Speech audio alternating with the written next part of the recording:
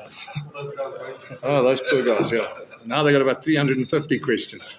This meeting is being recorded. All right, guys online, you each have 2 questions, and then we've got to let Coach go. So we'll start with you, Brendan. Brendan. Brendan O'Brien. Oh, sorry. Hi guys, sorry about that. Hi Jake, Brendan O'Brien in Dublin. How are you? I'm good, thanks. Thanks, Brendan. Jake, I'm sure this is old news for you guys and it's been discussed a million times, but the concept of a Curry Cup and a URC team, same day, same coaching, I know you're involved in both.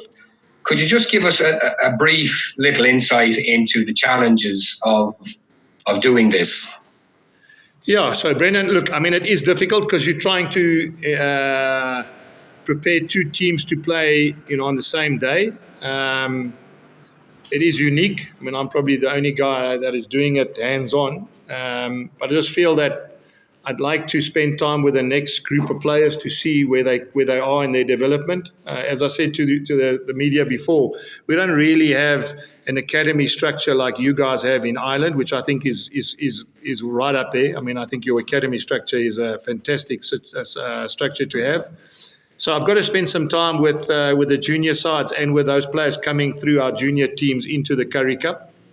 And at this point in time, if I can do it for 1 or 2 years, then hopefully what I can do is get a feel for what's happening at the bottom and maybe then try and select someone that can then be hands-on in that role in the next couple of years. That's great. Finally for me, Jake, just to touch on Leinster, we saw what they did last week with what is being called over here as a third string team. How impressive is it what they're able to do, and specifically the ready-made nature of the players who are coming out of the academy and stepping up and no more than Sam Prendergast last week? Yes. Yeah, listen, Brendan, as I said earlier to the media, I mean, it's the envy of, I think, any club team to see what they produce. We often speak about the school systems that they have in Ireland, Blackrock and Terranure and those colleges, and there's good coaching. And then they go into the academy, and then they get good coaching there. And then they go into the franchises. And then, to be fair, all 4 franchises have done really well this year. Ulster, Connacht, Munster and Leinster. I mean, that's incredible that 4 franchises are up there and thereabouts. I think the integration of what they do with international players, if you look at the signings they'd make at Munster and Leinster and even Connacht and Ulster, so basically the signings they make from outside the campaign, whether it's a Dwayne Vermeulen or a Marcel Coetzee or Jason Jenkins or Ergius Snyman, I think there's definitely some thought process put into how they can use the skills of outside players to upskill their own players and the weaknesses they have in their 4 regions. Again, probably that's very good work done by David Nusifora and the system. And yeah, you're right. I mean, as I said, to watch that young 10, I watched him by chance. I watched him in an under-20 game, and he was obviously outstanding. And then I wondered if he was the brother or family member of the flanker that played for Connacht, only to find out from Leo that yes, it is his brother, and they come from Leinster. And again, just shows, that system's working. I mean, I can't remember a new number 10 coming into any team and being a man of a match in a game where you 31-26 or 36-21 down, and you still end up being man of the match.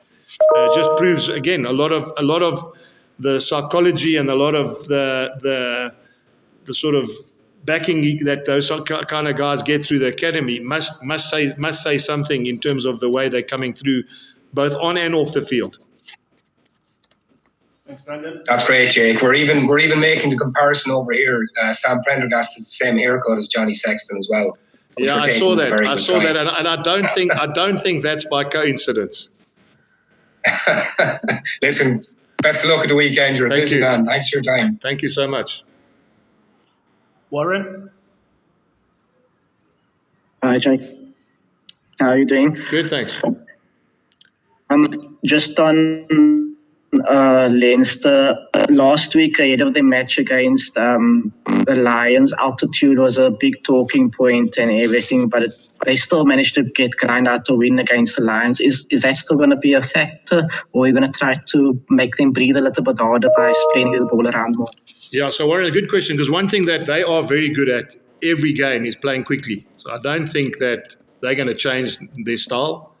I don't think that the altitude factor will hit them as hard as it did last week, because, there's always that scientific debate about either you come one day before or you come 10 days before, and I think they've now been here long enough to actually get used to the altitude. And someone told me last week, interesting enough, is that Ellis Park is higher than Loftus. So who knows, maybe it helped them training at last week in Johannesburg. So, yeah, I don't think they'll move away from the things that work for them. They play quickly. They've got lots of tempo on their game. They don't waste time in and out of starter phases in terms of lineouts and scrums. So, I can't see them trying to slow it up and changing what's worked for them, not only this year, but for the last couple of years. And just in terms of log positions, I think this weekend the name of the game is probably Champions Cup qualification, and no one really wants to finish in that 8th spot. I'm sure you guys are just focusing on the game, and maybe you're going to be glancing at that Glasgow-Connacht game later in the day. Yeah, well, look, Warren, once our game's finished, we'll know what's going to happen. The reality is then we'd like to believe that after our game, the destiny is already done in our hands. We don't have to then wait for someone else. So, it is exactly like that. I don't think it's just about Champions Cup. It's about playing as well as you can in this game to make sure that whoever you play in the next round, you get a fair chance, in terms of performance, to beat the next team you have to play. Thank you. Thank you, Warren. Morgan? Thanks, Lunga. Morning, Jake. Jake, just one from me. How much confidence has your team taken from your performance last week, and also the fact knowing that you pretty much got your spot booked in the playoffs? Yeah, Morgan, I think, to be fair, not just on last week's performance, I think the team that went to Durban and won, in Durban, that's the first time we've won a Currie Cup game in Durban since 2015.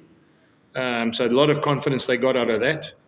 And then the week before, obviously, the team beat Griquas. Now, I know, again, because we haven't won, we were desperate to win. And I think with the way we played against Griquas, we kept them trialists as well.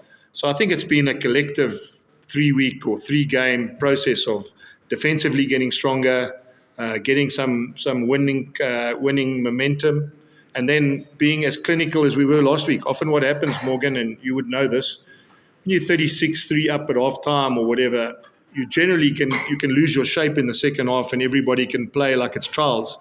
And I thought the way we kept our shape and the way that we were so clinical at the back end of the game to score 78 points proved that we now understand the way we want to play. And doesn't matter. It's like cricket. I suppose you make 100, and it doesn't matter what level of cricket you play. Someone's going to catch the ball out of the air if you give catches. And I thought the way we played last week to score 11 tries, even though you're playing against a team that was probably weaker, but also had 14 men on the field. You still got to be accurate. You still got to make sure you hold on to the ball, and you still got to make sure that you create pressure. So, I was very happy with, as I said, not just last week, but what's been happening the last couple of weeks. Thanks, Jack. All the best tomorrow. Thanks, Morgan. Thank you. Thank you, Morgan. Ashfaq? Hi, Jake. See, Lunga is cheated everybody to 2 questions, so I'll try and condense it. You see the 11 tries, you see 78 points, obviously great for the confidence, but Leinster, a very different challenge, even though they don't have their first choice team here. What do you think you guys need to do differently tomorrow? No, I just think we need to do our basics properly and play as well as we can. That same team, Ashfaq, that team you now are writing up, I think they drew with the Stormers. So that just shows you how good they are. Stormers are the champions. They won the competition last year, and when they played against that same side, with their stronger side, Stormers took their stronger side and played against that Leinster team. I looked on the sheet; it was almost the same Leinster team. They ended up drawing 22-all. So we're not going into this game thinking anything other than the fact that it's going to be a tough game. Okay, then my second question is not about the Bulls, but the Springbok situation. What do you make of Jacques Nienaber leaving the box after the World Cup and moving to Leinster? And are you interested in getting your old Springbok job back? Ashfaq, I spoke about it earlier. I'm sure you heard what I said, and nothing's changed between my first question or my first answer and today and now, Sorry, man, we were muted, Jake, so we didn't were hear. you? Yeah. Okay. Yes. Lunga keeps us in the dark there. Yeah, look, Ashwag, my advice to you is don't waste your second question on that. Because you'll send the thing. Yeah, I'll send you a recording of that particular response. So make wise use of your second question. Yeah, I got a question for Okay. you, Ashfaq. Yes, I Jake? just read an article where you asked me about 1D playing fullback, wing, and centre. And I spoke to him this morning, and I found it quite odd that you wrote the other day that it's wonderful to see Ruan Nel playing wing and centre and Damien playing centre and fullback. So I wasn't quite sure if it's a positive or a negative thing for players to play more than one position. Yeah, that was my question to you. I guess it depends on the player, Jake. Okay. Okay. So if you're a Bulls player, it's a bad thing, and if you're another player, it's a good thing. Not at all. We can chat offline. Okay. But then I have a second question there, Jake. Yes. About the Currie Cup team, Charlie, you Yes. making his Bulls debut. What do you expect from him? I can't wait. I mean, I can tell you he's like a young kid in a toy shop, in a candy store. The guy wants to. He really wants to play. He hasn't played rugby for a long time. He knows this is an opportunity for him to show Steve Borthwick that he's ready to play in the World Cup. He knows this is the opportunity he has to use. And, often you get a guy coming, into a squad and he's just happy to go through the motions. He's completely different, Ashfaq. He really wants to make an impression. He really wants to add value. He's happy to share whatever he has to share, whether it's, whatever he's learned at England, whatever he's learned at Bath, whatever he's learned as a player, he's happy to share with us. And so he's just, it's been fantastic having that kind of personality. I don't know, and I'm standing in front of Brendan here thinking, I can't remember any international player from outside playing for the Bulls. So this is the first time I've experienced having a fully fledged international player playing at the Bulls, and I can tell you he's definitely added much more than just him as a player. Thanks. Thank you. Thanks, guys. Just one. Cheers, guys. All the best. Thanks, Brendan. Thank you. Just one last question from the floor. Yes. Yes. Yeah, I know. No, not similar to Brock. No, completely different. The bottom line is that Cornell hasn't played much rugby. Every time I put him on, it's like 10 minutes, 12 minutes. And so I looked at the time and I thought to myself, you know what, he actually needs to, I don't know how much time he'll get in both games. He still might get 12 and 12, which means that he's fresh and I think, again, I need his experience there. If I look at that team that's playing now, I need someone's got a little bit of experience if I put them on, You've got like Sibongile is like relatively inexperienced. Johan Mostert's really inexperienced.